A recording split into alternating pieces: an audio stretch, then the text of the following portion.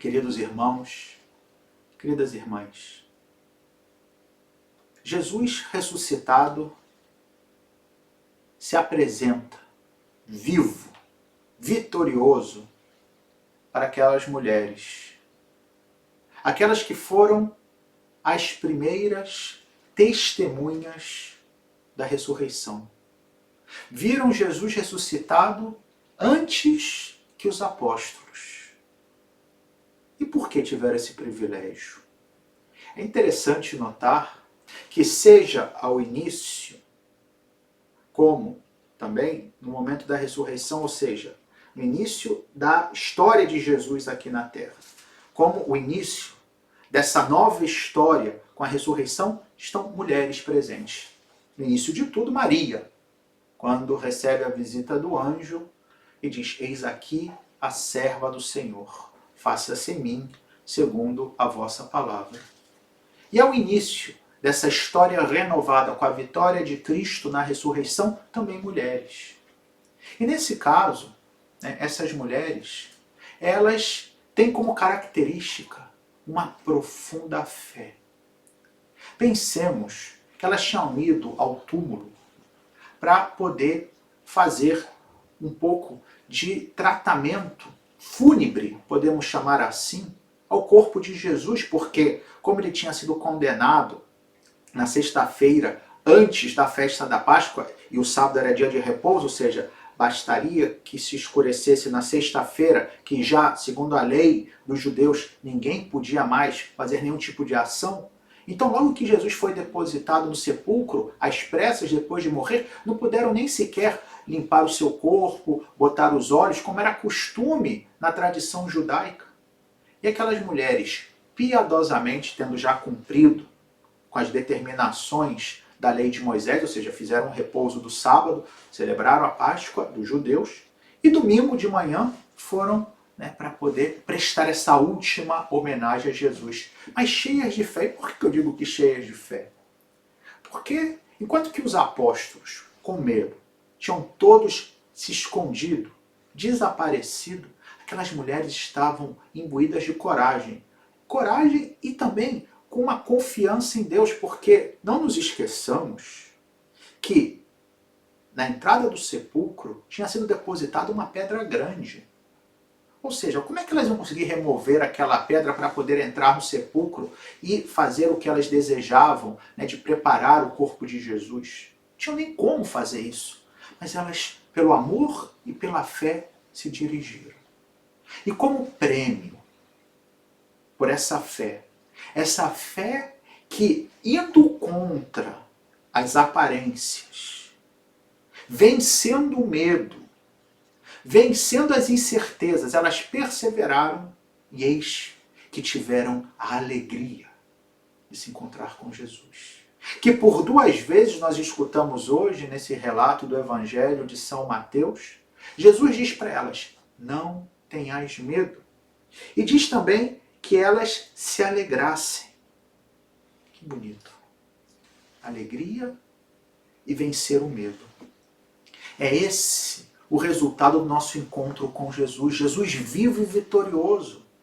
Nos enche de alegria, não uma alegria que poderíamos chamar de epidérmica, ou seja, uma alegria que está simplesmente na pele, superficial, condicionada às circunstâncias exteriores, ou seja, que a situação que eu estou vivenciando seja positiva e daí eu me alegro. Não, uma alegria profunda, uma alegria que nasce de dentro.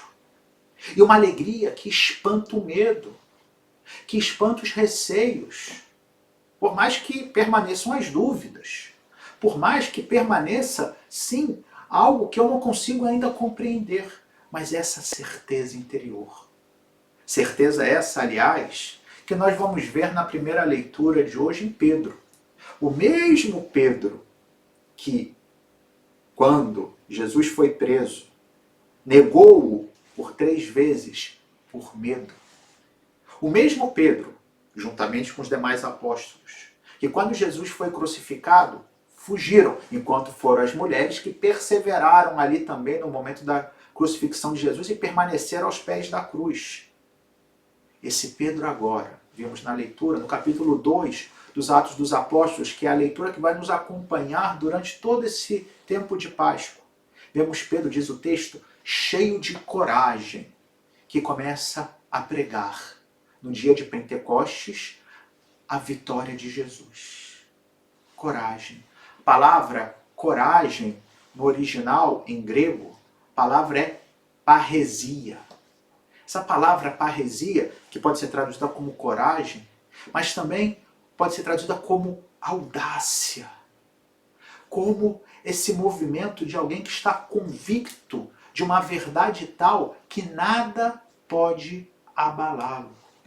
E é essa parresia, essa audácia, essa coragem que o Senhor nos convida a ter.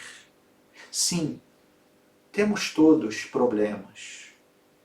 Sim, todos nós temos situações que muitas vezes parecem muito maiores e efetivamente são do que as nossas forças de enfrentá-las. Porém, não estamos sozinhos. E é por isso que devemos nos alegrar, porque o Senhor nos acompanha e nos encher-nos de coragem, não ter medo. Ah, mas é mais forte do que eu. Ah, mas eu não posso. Não, podemos. Sim, podemos. Podemos, porque o Senhor está conosco. Que, portanto, como o Salmo responsorial nos convidava a repetir, guardai-me, ó Deus, porque em vós me refugio. Que seja Deus o nosso refúgio, a nossa fortaleza, a rocha firme na qual encontramos estabilidade, segurança e, sobretudo, forças para seguir adiante. Diante de mim uma tempestade se está armando, eu não temo. Diante de mim há inimigos, não inimigos necessariamente físicos, mas existem os meus medos, as minhas fraquezas, as dificuldades que eu não posso controlar, eu enfrento, porque o Senhor ressuscitado me acompanha. Não vai resolver os meus problemas, atenção. Não é um mágico que faz desaparecer os problemas, mas é alguém que não nos deixa sozinhos, que vai nos dando forças, repito, desde dentro, para que, seja qual for a dificuldade, seja qual for o desafio, nós possamos crescer com ele, possamos enfrentá-lo.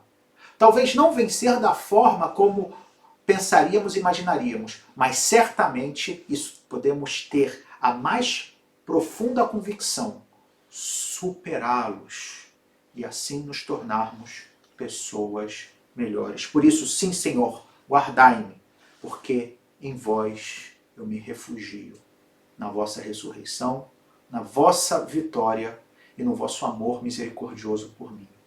Louvado seja nosso Senhor Jesus Cristo.